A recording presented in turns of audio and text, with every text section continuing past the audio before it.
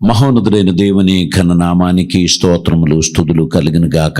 మనం అందరం కలిసి 2వ కొరింథీ పత్రిక 4వ అధ్యాయం దాని 17వ వచనాన్ని మనం చదివినట్లయితే, మేము దృశ్యమైన వాటిని చూడక అదృశ్యమైన వాటిని నిదానించి చూచుచున్నాము గనక క్షణమాత్రముండు మా చులుకని శ్రమ మా కొరకు అంతకంతకు ఎక్కువగా నిత్యమైన మహిమ భారమును కలుగజేయుచున్నది. దేవునికి స్తోత్రం. ఏలయనగా దృశ్యమైనవి అనిత్యములు, అదృశ్యమైనవి నిత్యములు. దేవుడు తన బిడ్డల కోసం ఏదైతే చేస్తాడో అది శాశ్వతమైన కృపలతో కూడినటువంటిది. నిరాశ చెందకు సుమి. నాకు రావాల్సిన అర్హత రాలేదు, నాకు రావాల్సిన గుర్తింపు రాలేదు, నాకు రావాల్సిన ప్రమోషన్ రాలేదు, నాకు రావాల్సిన అంగీకారం రాలేదు అని నువ్వు కలత చెందొద్దు. నీకు బహుశా ఇంకా కొంతకాలం కూడా నీవు ఉన్నటువంటి స్థితిలో నిన్ను పొడిగించిన సడన్గా దేవుడు త్రిబుల్ ప్రమోషన్ ఇచ్చి నిన్ను హెచ్చించేటువంటి సమయం వస్తుంది. ఒకరిని ఖైదీగా ఉన్నటువంటి ఒక వ్యక్తిని జైలు నుంచి ప్రైమ్ మినిస్టర్షిప్లోకి ఎప్పుడైనా మార్చిన చరిత్ర మీరు విన్నారా? లేదు. అతని విడుదల చేస్తారు. నెమ్మదిగా పోయి నీ ఫ్యామిలీతో సంతోషంగా ఉండు అని చెప్పి పంపిస్తారు. అటువంటి వ్యక్తి యోసెఫ్. కానీ యోసెఫ్ను చెరసాలలో నుండి రాజభవనానికి తీసుకొచ్చారు. కారణం, రాజుగారు ఒక కళ చూచాడు, మర్చిపోయాడు. ఆ కళ తెలియదు, దాని అర్థము తెలియదు.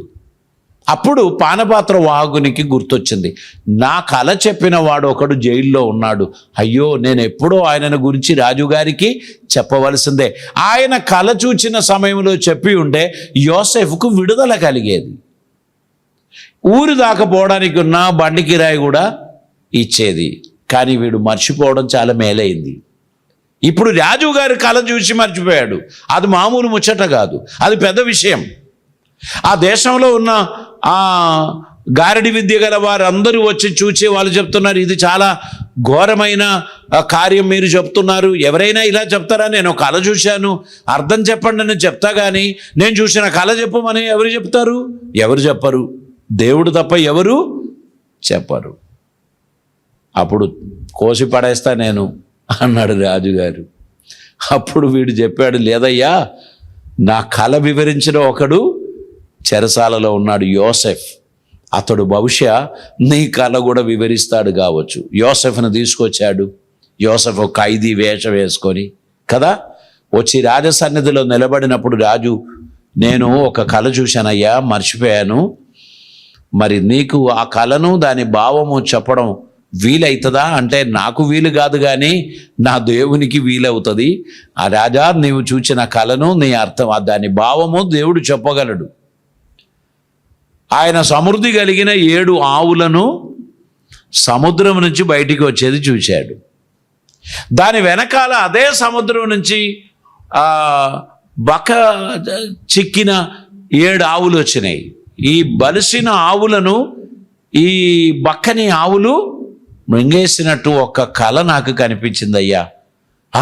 అదే నేను నిన్న రాత్రి చూసింది, ఆ కళనే, దాని గురించి చెప్పయ్యా అంటే, వచ్చే 7 సంవత్సరాలు నీ దేశంలో భయంకరమైన అభివృద్ధి, ఐశ్వర్యం, సమృద్ధి, ధాన్యములు, పంటలు ఇవన్నీ జరగబోచున్నది. నీవు ఆ కాలం తర్వాత ఈ అభివృద్ధిని మింగివేసేటువంటి కరువు కష్టాలు కూడా రాబోవచ్చు, క్షామకాలం రాబోచున్నది. అయితే దీనికి ఏం చేయమంటారు? గొప్ప గొప్ప గోదాములు కట్టించి సమృద్ధి కలిగిన 7 సంవత్సరాలలో పండిన ధాన్యాలన్నీ దాచిపెట్టుకోండి. కష్టం వచ్చినప్పుడు దీన్ని మనం ప్రజలకు అందచేసుకోవచ్చు. రేషన్ సిస్టమ్ అక్కడ యోసెఫ్ ఇంట్రొడ్యూస్ చేశాడు.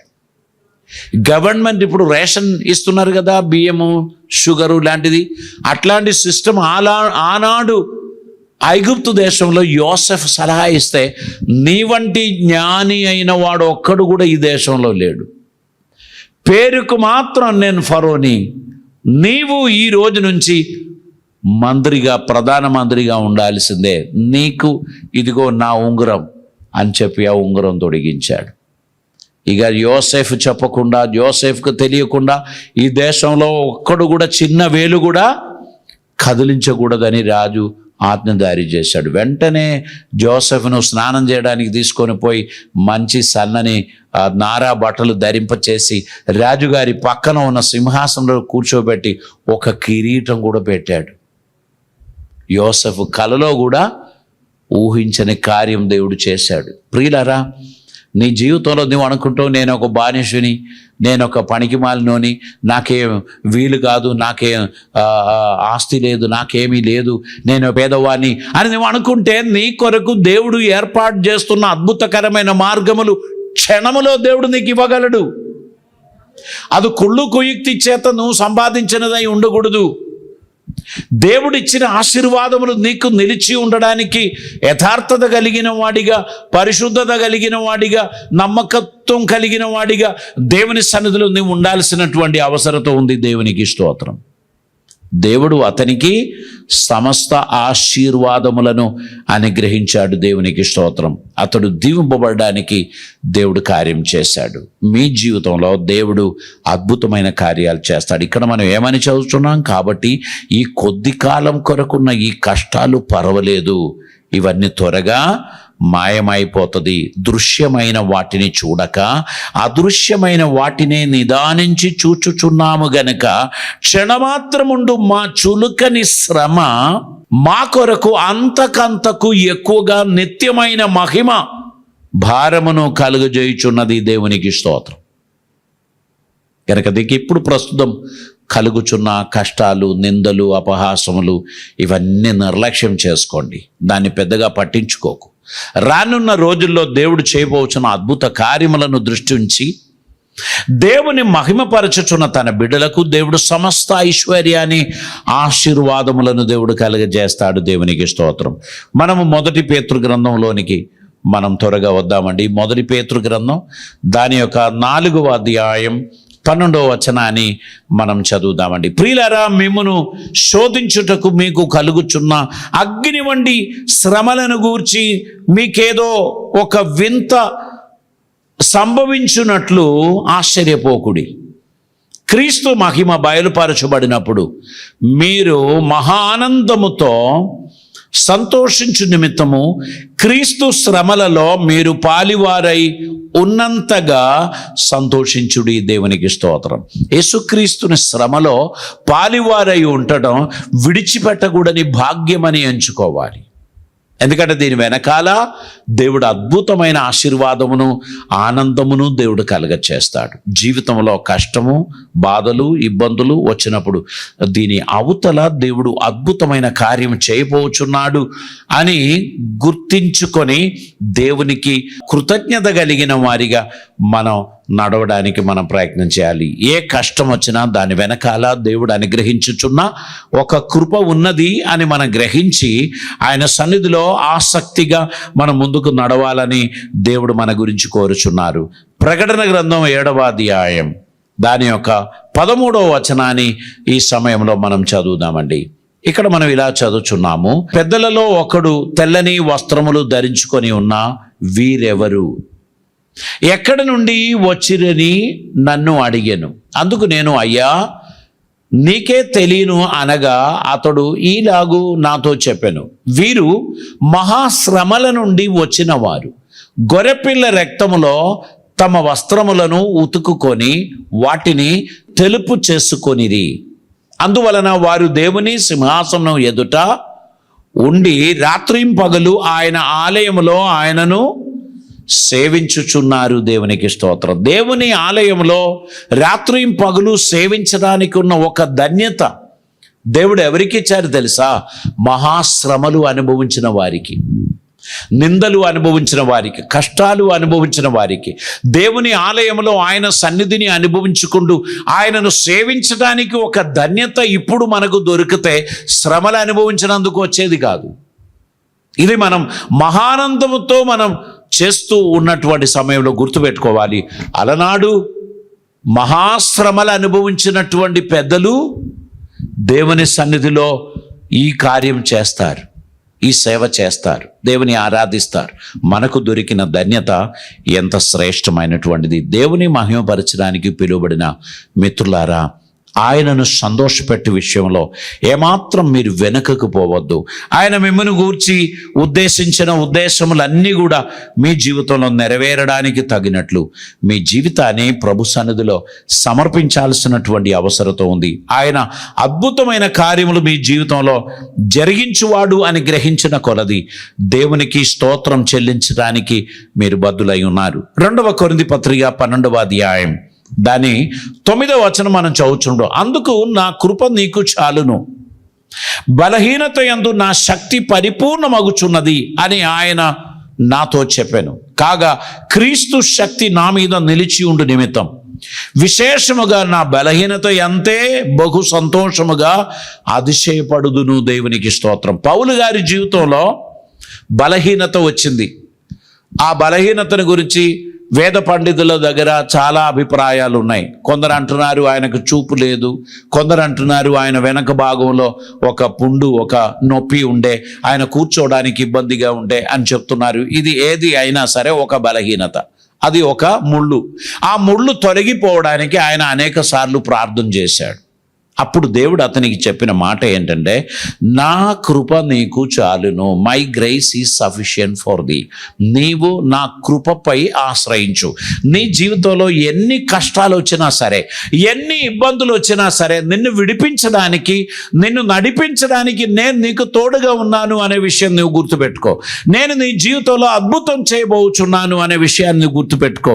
ఈ శ్రమ పర్వాలేదు, నేను భరించలేకపోతున్నాను అని కొందరు చెప్తారు. వారికి ఉన్న ప్రాబ్లం మనం ఎవరు ఊహించలేనిదే. వారికి ఉన్న కష్టాలు మనకు తెలీదు. వారు నిజంగా శ్రమల గుండా వెళుతున్నారు. కానీ గుర్తుపెట్టుకోండి, మనకంటే ఎక్కువ శ్రమలు అనుభవించిన భక్తులు బైబిల్లో ఉన్నారు. యోబు భక్తుడు కానీ ఇంకా అటువంటి భక్తులను గురించి మనం ఆలోచిస్తున్నాడు. వారందరూ మనకంటే ఎక్కువగా శ్రమలు అనుభవించిన వారు, బాధలు అనుభవించిన వారు. వారికి అందరికీ దేవుడు ఇచ్చిన స్వస్థత, సమాధానం, విడుదల, రక్షణ, వీటిని గురించి మనం ఆలోచిస్తున్నప్పుడు మనకున్న శ్రమలు పర్వాలేదు. మనకు క్షణభంగురమైన చిన్న చిన్న సమస్యలే వచ్చింది. దాన్ని మనం యోబు భక్తుని సమస్యలతో మనం పోలుస్తూ ఉంటాం. యోబు భక్తునికి వచ్చిన సమస్యలను మనం వివరించలేనిది, మనం దాన్ని వర్ణించలేనిది. ఆయన ఎంతో గొప్ప శ్రమలను అనుభవించిన తన మాటల చేతనైనా తన తలంపుల చేతనైనా దేవునికి విరోధంగా పాపం చేయలేదు.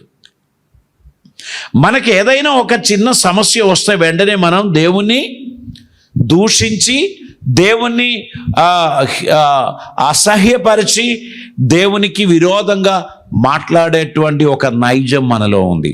అది మనం తీసివేయాలి. దేవుడు ఏది అనుమతించినా అది మేలు కొరకు సమకూడి జరుగుతున్నదని మనం విశ్వసించాలి. కొన్నిసార్లు ఇతరుల చేత మనకు ఒత్తిడి కలుగుతాయి, కొన్నిసార్లు మనకు నష్టం కలుగుతుంది, కొన్నిసార్లు మనకు అవమానం కలుగుతుంది, కొన్నిసార్లు మనకు బాధలు కలుగుతాయి. ఏ పరిస్థితి మనకు ఎదురైనా గుర్తుపెట్టుకోండి, వాటన్నిటి మధ్యలో మనకు విడుదల ఇవ్వడానికి దేవుని హస్తం మనకు తోడుగా ఉన్నది అని గ్రహించే కొలది ఆసక్తిగా ముందుకు వెళ్ళాలి. అధైర్యపడి ముందుకు పోకూడదు, సందేహపడి ముందుకు పోకూడదు. మనము ధైర్యం గల వారిగా ముందుకు వెళ్ళుచు దేవుని మహిమపరచడానికి మనం ప్రయత్నం చేయాలి. ఈ లోక జీవితంలో మనకు అనుగ్రహించిన సమస్త ఆశీర్వాదములను గూర్చి జ్ఞాపకం చేసుకొని దేవునికి స్తోత్రం చెల్లించడానికి మనం అందరం పిలువబడిన వారం. దేవుడు మనకిచ్చినటువంటి ఈ ఆపర్చునిటీస్ అన్నీ కూడా దేవుని మహిమార్థంగా మనం వినియోగిస్తూ, ప్రతి తరుణాన్ని సద్వినియోగపరుస్తూ దేవునికి ఇష్టలుగా నడవడానికి మన జీవితాన్ని మనం సమర్పించాలి. మనం వెలుచున్న మార్గం మనకు మాత్రమే తెలుసు, లేక దేవునికి మాత్రమే తెలుసు. లోక మనుషులు చూస్తున్నప్పుడు అంత కలర్ఫుల్గా ఉంటాయి, కానీ మనం అనుభవిస్తున్న వేదన, బాధలు, శ్రమలు, శోధనలు అది మనకు మాత్రమే తెలుసు. కానీ గుర్తుపెట్టుకోండి, నిన్ను విడువను ఎడబాయను అని చెప్పిన దేవుడు 2-3 రోజులు కాదు కాపాడేది, ఆయన జీవితాంతం వరకు మనల్ని కాపాడుతాడు. ఆయన మనకు జయం ఇచ్చి మనల్ని నడిపిస్తాడు. మన జీవితంలో ఎక్కడ కూడా త్రొట్టిల్లాల్సినటువంటి అవసరం లేదు. కనుక నిరాశతో చెప్పాలి, నువ్వు నా వెనకకు పో, నేను నా ప్రభువును చూచి ముందుకు వెళుచున్నాను, నువ్వు నన్ను నిరాశపరచడానికి వీల్లేదు. నా ప్రభు నాకు ఇచ్చిన వాగ్దానముల యందు నేను గట్టిగా పట్టుకొని ఉన్నాను. నన్ను స్థితి దేవుడు మారుస్తాడు. నా స్థితి ఆయన మారుస్తాడు, నా కొరకు మార్గం ఆయన తెరుస్తాడు, నన్ను ఆయన ఆశీర్వదిస్తాడు, నా జీవితంలో ఆయన నాకు మేలు అనుగ్రహిస్తాడు.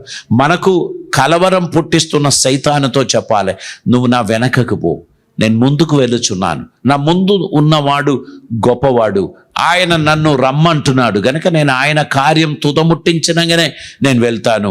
నేను 90 సంవత్సరాలు బ్రతికి ఆయన కార్యం చేయమని దేవుడు అంటుంటే నువ్వు నన్ను రమ్మని పిలుస్తున్నావా? అది దేవుని చిత్తం కాదు అని సైతాను గానికి చెప్పాలి.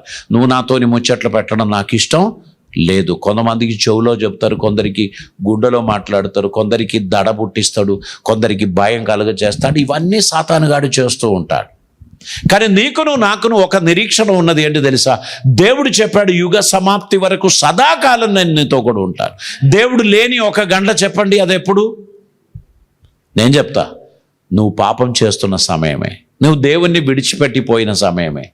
దేవునికి చెప్తావు కదా, టైం అవుట్, నాకు ఒక అరగంట పని ఉన్నది, నువ్వు ఇక్కడ ఉండు, నేను పోయేస్తా. దేవుని అక్కడ వదిలేసి నువ్వు పోయిన అరగంట దేవుడు నీకు లేడు. అప్పుడు సాతాను ఏ కీడైనా నీకు చేయడానికి ప్రయత్నం చేస్తాడు. గుర్తుపెట్టుకో, దేవునితో నడవడానికి ప్రయత్నం చేయండి, దేవుని చిత్తం నెరవేర్చడానికి ప్రయత్నం చేయండి.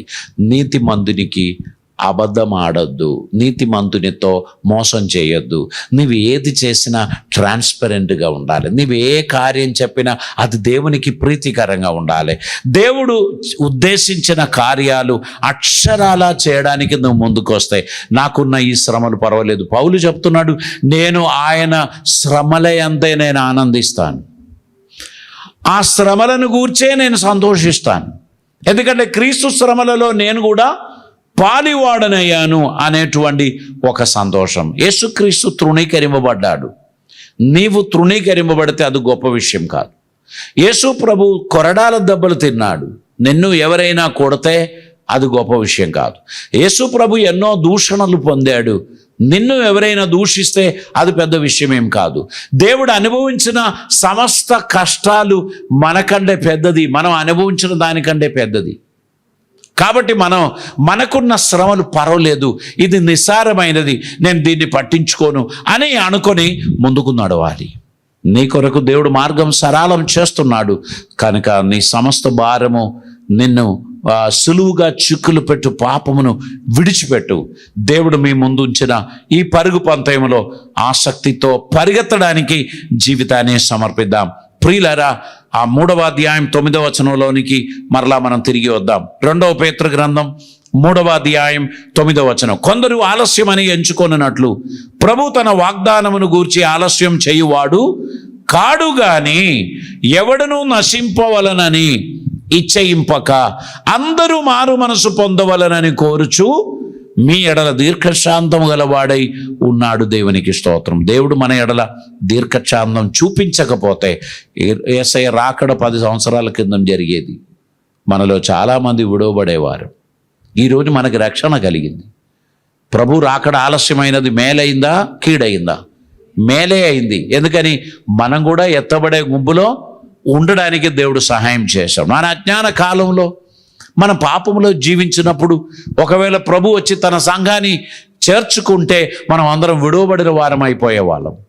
కానీ అలా చేయకుండా దేవుడు దీర్ఘశాంతం చూపించి మనం కూడా రక్షణ పొందడానికి ఉన్న ఒక ఆపర్చునిటీ దేవుడు ఇచ్చాడు గనక ఇప్పుడు ఆయనను అబ్బా, నాయన, తండ్రి అని పిలిచే ధన్యత దేవుడు మనకి ఇచ్చాడు. కనుక ప్రియులారా, మన హృదయాన్ని దేవుని సన్నిధిలో సమర్పించుకుంటూ ఆయనకి ఇష్టలుగా నడవడానికి ఉన్న ఒక చక్కని నిర్ణయం తీసుకొని ప్రభువును మహిమపరచడానికి మనల్ని సంపూర్తిగా సమర్పిద్దాం. పరిశుద్ధాత్మ దేవుడు ఈ మాటల చేత మనల్ని ఆశీర్వదించిన గాక. తల్లు వంచుదాం, మనం ప్రార్థన చేద్దాం. పరిశుద్ధుడైన తండ్రి, కృపామయుడైన దేవా, నీకు వందనాలు. అద్భుతమైన నీ సన్నిధి కొరకై నీకు స్తోత్రం. నీ కృప ద్వారా మమ్మల్ని ఆదరించి ఆశీర్వదించినందుకు వందనాలు తండ్రి. నీ కాపుదల, నీ కృప, మీ దీవెనలు మాకు దయచేసినందుకు స్తోత్రం. మీ సన్నిధి మాకు దయచేసినందుకు స్తోత్రం. నీ కృప ద్వారా మమ్మల్ని ఆదరించమని, అద్భుతమైన కార్యములు మా జీవితంలో జరిగించమని ప్రార్థిస్తున్నాం. మీ సన్నిధి సమాధానం సమృద్ధిగా మాకు దయచేయమని, నీ కృపలో మమ్మల్ని భద్రపరచమని, దుష్టు నుండి మమ్మల్ని తప్పించమని, అద్భుత కార్యములు మా జీవితంలో జరిగించమని, నీకు ఇష్టలుగా ఉండడానికి తగినట్లు మమ్మల్ని కరుణించి ఆదరించి దీవించి నువ్వు మహిమ పొందమని, సమస్త ఆశీర్వాదములు మా జీవితంలో జరిగించి నీ సమాధానంతో మమ్మల్ని నింపుమని, కృప ద్వారా మమ్మల్ని ఆదరించమని, దూర ప్రాంతంలో ఉండి వాక్యాన్ని వీక్షించిన ప్రతి ఒక్కరిని ఆశీర్వదించమని తండ్రి, నీ రాకడ కొరకు మమ్మల్ని శుద్ధపరచమని, నువ్వు ఆలస్యం చేసినందుకు వందనాలు తండ్రి. మేము కూడా రక్షింపబడడానికి అది కారణమైంది. ఇంకను మా ప్రియులు కొందరు ఉన్నారు, ఇంకను మా రిలేటివ్స్, మా ఫ్రెండ్స్ కొందరు ఉన్నారు, వారికి కూడా ఈ రక్షణ భాగ్యం కలుగచేయి ప్రభువా. కృప ద్వారా మమ్మల్ని కరుణించి నడిపించుమని యేసు నామమున అడుగుచున్నాం పరమ తండ్రి, ఆమేన్.